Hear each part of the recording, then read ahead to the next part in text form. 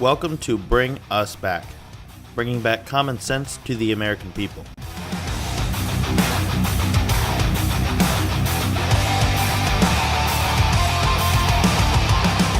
Conservative broadcasting, liberating Americans from liberalism and conserving America with conservatism.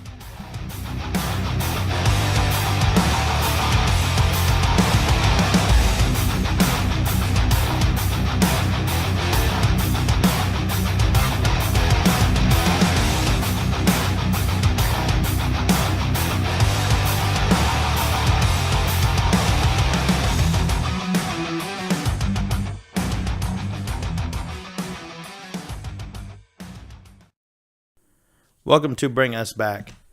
Sorry, people, I know that I haven't made a video in a while. A lot of things have been going on. A lot of things I should have been commenting on, things I should have been talking about. Needless to say, the whole airstrike thing, Trump launching an airstrike into Syria, really lit a fire under me today, and it really got me back on gear here. So let's just get to it. There's a lot of things on my mind, a lot that has happened in the past month that I haven't been on, a lot that needs to be said and talked about. I guess the first thing that would come off the top of my head would have to be I'll go with the Trump wiretap claims. You know, the tweet, President Obama wiretapped him, that whole thing.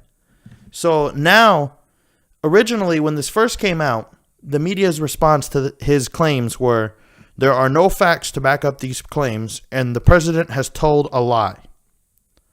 Well, now we know, because of information provided to Devin Nunes, that there was surveillance of Trump's top officials and the people closest to him that happened during his campaign, and it even accelerated after he was elected. And now we know that the person that was requesting these unmaskings was none other than National Security Advisor to President Obama, Susan Rice. Is that not the scariest possible thing that you could think of? And what I mean by that is, just listen to me for a second. An outgoing administration unmasked the names in surveillance of an incoming administration's top security advisors and possibly the president-elect himself, for political purpose. Now, everyone knows that our government can do pretty much whatever it wants, and the American people don't know 90% or more of what this government is capable of. But the fact that the media could come out in the beginning and make those broad claims that the president was a liar, and now that the evidence is right in front of them, they still cannot own up to it. They still cannot admit that some type of crime was being committed, and maybe multiple times, by an outgoing administration, that of the Obama administration. You know, we shouldn't speculate on certain details because there's no way of us knowing as citizens. We're not going to know till it's all presented out in the open. But as humans, we are supposed to question possibilities and rationalize things so they make more sense to us.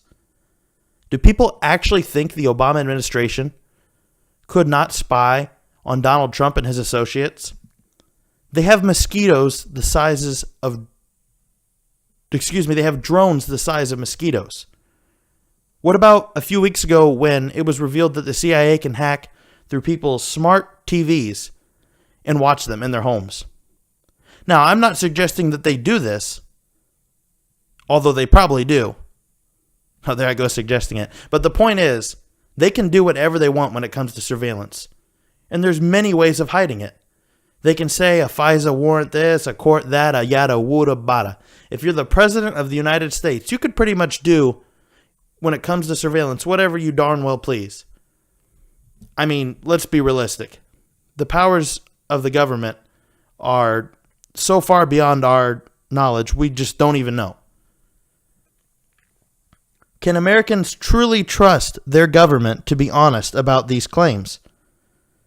That they didn't do anything? Can we really trust the government and the media to stray us on the right message here and trust what they're saying? I mean, think about it. Why wouldn't they cover up and lie if they did something like this? Don't be a damn fool, people. Don't think it's impossible.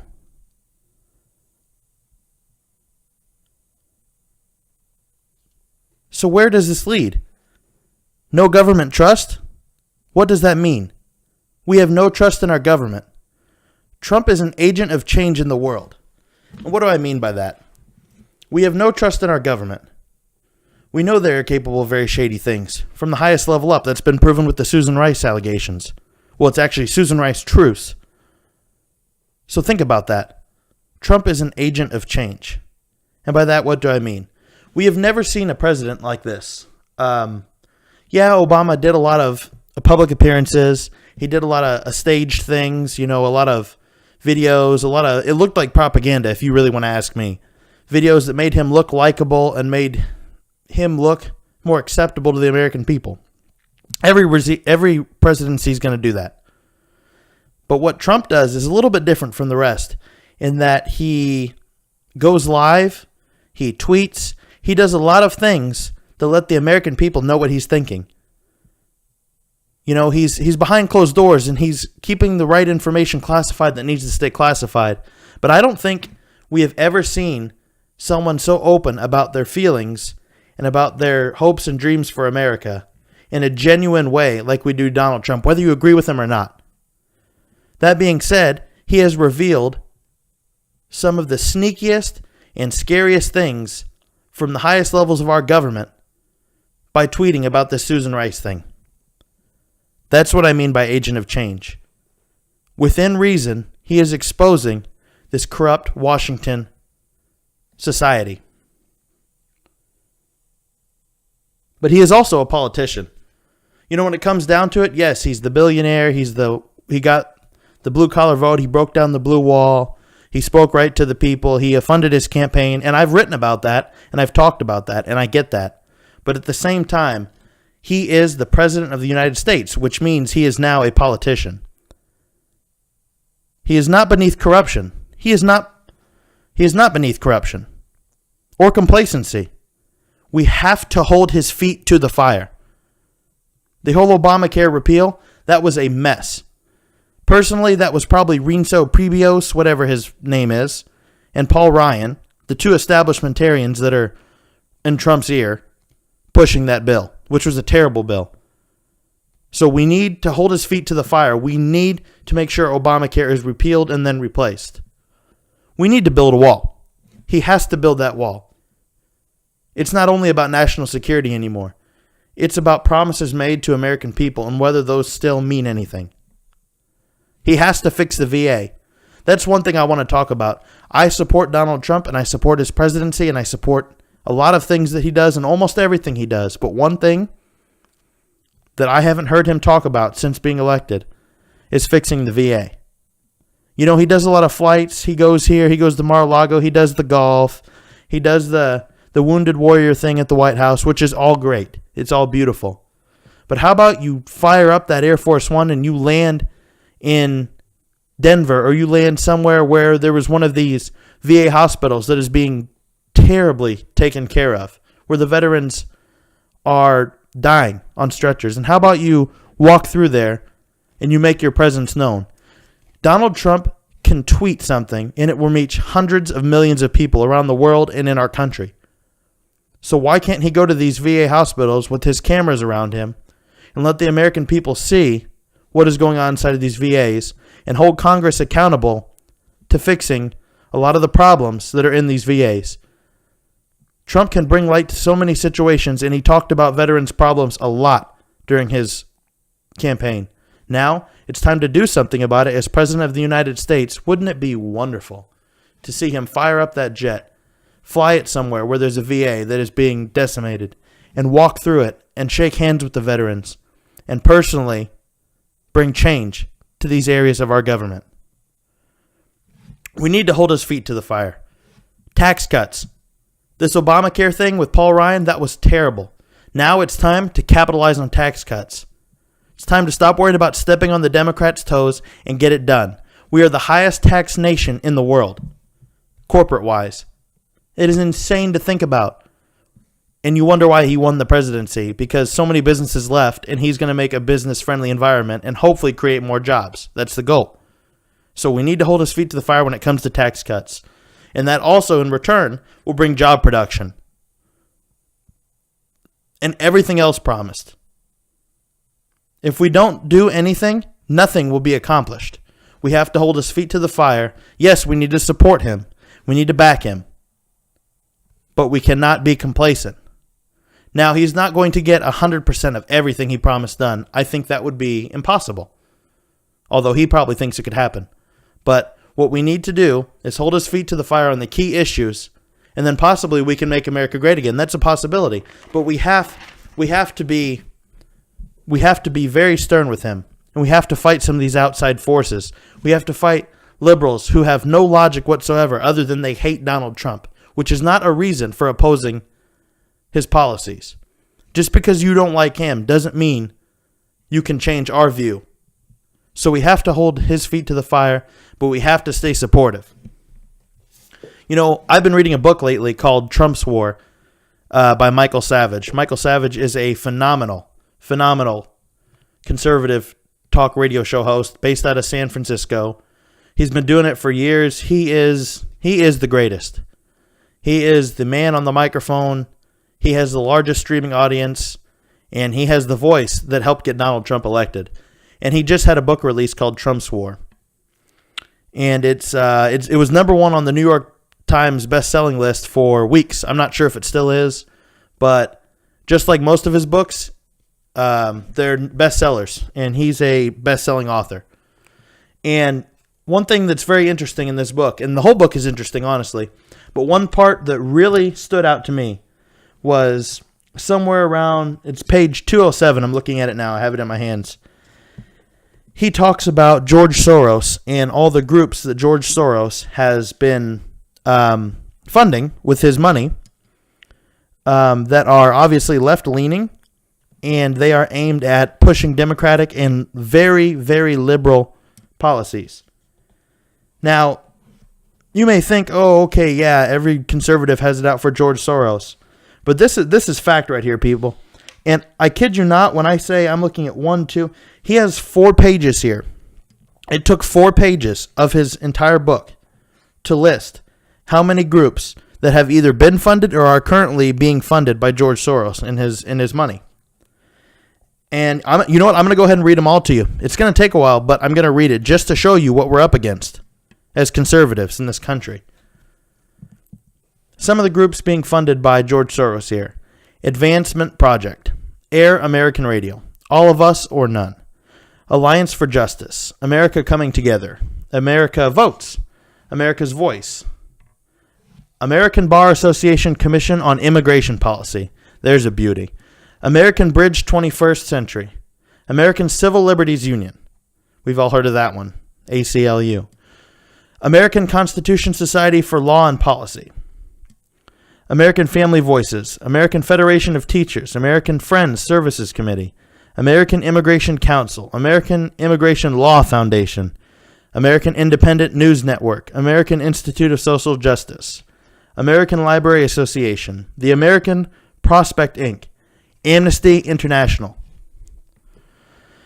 There's another beauty. Applied Research Center, Arab American Institute Foundation, Aspen Institute, Association of Community Organizations for Reform, Now Ballot Initiative Strategy Center, Bill of Rights Defense Committee, Black Alliance for Just Immigration, Blueprint North Carolina, Brennan Center for Justice, Brookings Institution, Campaign for America's Future, Campaign for Better Health Care, Campaign for Youth Justice, Campus Progress, Casa de Maryland, Catalyst, Catholics for Choice, Catholics and Alliance for the Common Good, Center for American Progress, Center for Community Change, Center for Constitutional Rights, Center of Economic and Policy Research, Center of... Should I keep going on? I mean, I'm still on page 1. There is 4 more pages of this garbage. 4 more pages. Planned Parenthood, there's another one. Let's see if I can see any other that stick out that kind of gets you in the idea of where this man's policies are going. Secretary of State Project. Social Justice Leadership, to name a few. Southern Poverty Law Center. I mean, the list goes on. And And the one thing you notice is they're left-leaning, they're minority-leaning, and he's funding them. He's bankrolling them. And one that wasn't listed on there, it might have been, but I didn't get to it, Black Lives Matter. He's secretly funding them through MoveOn.org. I mean, think about what we are up against nowadays as conservatives. Just because we want a clean country, we want better jobs, better wages, we want new streets, we want good schools, we want safety, we want America first, we want us to be taken care of so that once we are taken care of, we can possibly go out and help others. Think of what we're up against. And one thing when it comes to immigration, something that needs to be brought up, something that is very important, and I'm just going to be brutally honest, we need to build a wall. Stopping illegal immigration is not only good for American citizens, but all people and all immigrants. Yes, even illegal immigrants. I know that's going to sound crazy, but yes, it's good for all people. You cannot deport 12 million plus people. It's obviously a lot more than 12 million. That's the number has been used since the 90s. We'll say 20 million. Yeah, I'm going to go on record to say 20 million. It's impossible to deport 20 million people. What am I getting at here? I said we need to build a wall, but you cannot deport 12 million people. It's impossible. Too dangerous. It would cripple our economy. To think about that, it would cripple our economy because there's a permanent welfare class in this country who would never dare do the job that immigrants do, and illegal immigrants. What we need is to come up with some sort of program helping illegal aliens gain working permits, not citizenship. Remember, they broke our laws coming here. They came here illegally. We should not reward them for that. But we cannot throw out millions of hardworking people. We have so many American citizens that will not step up and do the job. The final steps are building the wall when it comes to immigration, deporting all criminal illegals, all of them. We do not need them here, and we do not want them in our society. 30% of our federal prisons are made up from illegal immigrants. Think about that, 30%. The prison unions and the prisons, they're making so much money off of these people. They don't want them to be kicked out. We need to get them out of here. It's a crooked system, very crooked. It doesn't stop there, though. We have a lot of things going on that even within Donald Trump's own party, never mind all the groups that Soros is backing, you saw just a few weeks ago, and the media did not even talk about this. C-SPAN shared it, surprisingly. This is where I picked it up from. But you had John McCain openly on the Senate floor accusing Rand Paul of being a Russian agent. Yes, Rand Paul, Ron Paul's son, a libertarian, a true conservative, a fiscal conservative, was accused of working for Russia, all because his views were different that of establishmentarian John McCain. And then to top that off, think about Obama moving close to the White House. Yeah, they're not talking about that in the media. A little bit here and there on Fox News. Barack Obama has bought a house within miles of the White House, which is apparently going to be the core for resistance against the conservative movement and President Donald Trump's administration. Most likely funded by George Soros. Michael Savage was just assaulted at dinner a few weeks ago. Yeah, you won't hear about that in the media. They won't bring the man's name up. But he was out to dinner, and a man that knew him by his face assaulted him and kicked his dog while they were at dinner because he was a Trump supporter. This is the type of thing we're up against in this country. From the top down, you have Soros funding all these groups, from community small activist groups to bigger groups that are most likely going to be run by Barack Obama. You have radical liberals who know nothing whatsoever but violence and how to smoke pot and do drugs, going around and fighting our conservative leaders and trying to hurt them in public. With everything going on, we have to hold his feet to the fire, but we have to support him because although he was elected, that does not mean anything. The war has just begun. It is at our doorstep. We have to be more supportive than ever before. We have to fight, and we have to win, and we have to show the rest of the country that we are behind this man no matter what. The media cannot shape our minds. Soros cannot shape our minds. These are testing times. But we have to stick together as conservatives, but most importantly, as Americans. Thank you for tuning in. This has been Austin Kallmeyer with Bring Us Back Podcast. Have a great night. Check us out for more on YouTube.